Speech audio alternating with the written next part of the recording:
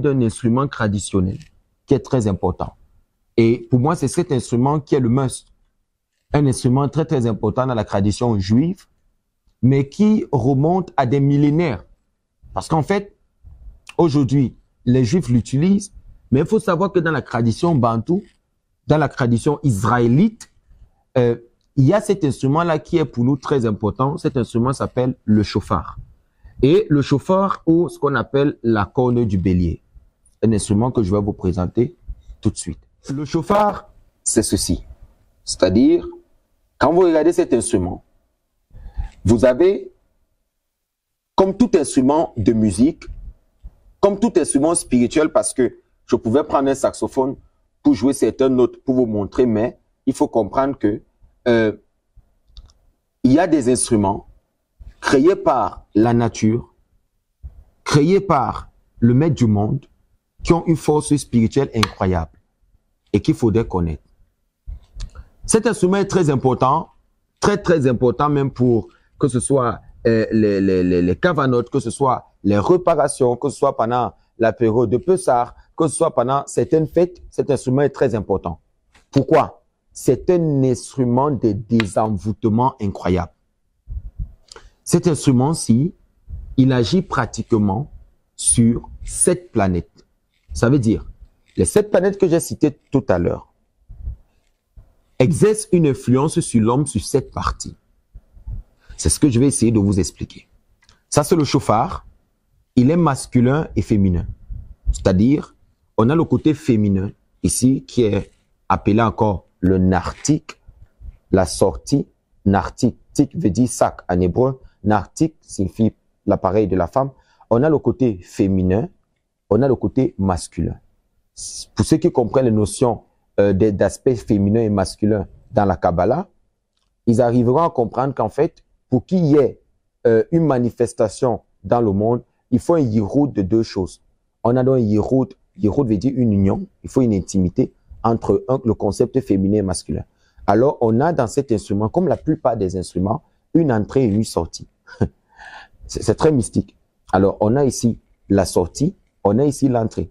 Ce bout, il ressemble comme ça aux membres, il sort de l'homme, le membre de l'homme, et cette sortie, c'est le côté féminin. C'est la raison pour laquelle, when you blow the shofar, quand nous sonnons le shofar, on a des sons qui sortent de là, et il y a une technique de comment sonner le shofar pour pouvoir mettre en yirout ces 2 aspects, qui sont également l'aspect de la lune et du soleil, l'aspect de Jacob et de Rachel, tous les aspects spirituels et concepts spirituels qu'on pouvait connaître sont à l'intérieur. Je vais essayer de sonner, par exemple. On a 3 sons principaux. On a ce qu'on appelle Tekiya, Shevavim, Teroua. Tekiya, c'est le long son. Quand je parle de Shevavim, c'est 3 sons intermittents, tout au moins 3 sons découpés. Et quand je parle de Teroua, c'est le son saccadé qui généralement renvoie à la guerre. Il faut savoir que le fait qu'on sonne cet instrument, pour des malades, c'est ce que je dis à tous ceux qui sont spirituels, il est important pour vous d'avoir cet instrument à la maison. De l'acheter, allez même voir des gens qui vendent des bœufs et tout, ou non, pas de bœufs, des moutons, des béliers, et prenez une corne, rentrez avec à la maison, parce qu'un jour, ça va vous aider. Lorsque vous aurez certaines manifestations spirituelles à la maison que vous ne comprenez pas, des animaux qui marchent sur la toiture que vous ne voyez pas, des chats qui pleurent la nuit que vous ne voyez pas, des invités dans votre maison après une cérémonie sont partis, vous savez parce qu'ils sont laissés dans la maison. Nous, dans la tradition non seulement israélite, bantou et même la tradition juive, on sonne cet instrument. Nos grands-parents ont toujours eu ceci. Il a des tailles. Il y a par exemple le shofar alto qui va un peu dans le sens des aigus qui est très petit. On a, par exemple, celui-ci, il monte au niveau de sopra. Il est un peu plus haut, c'est-à-dire, je vais un peu sonner.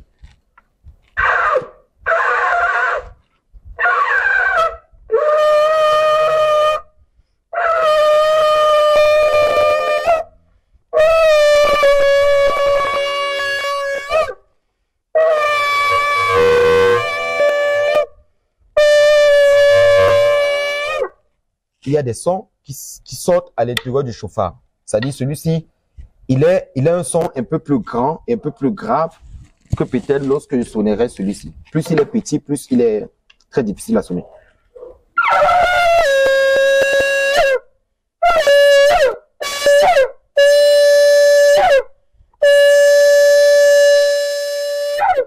Par exemple, si je dis je vais sonner par exemple le son tequila, qui est un long son, je vais prendre par exemple ceci, qui est un petit chauffage, je sonne tequila.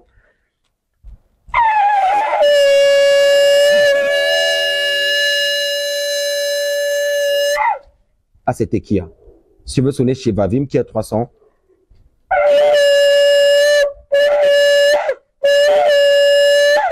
Ah, c'est tequila. Si je veux sonner chez Vavim,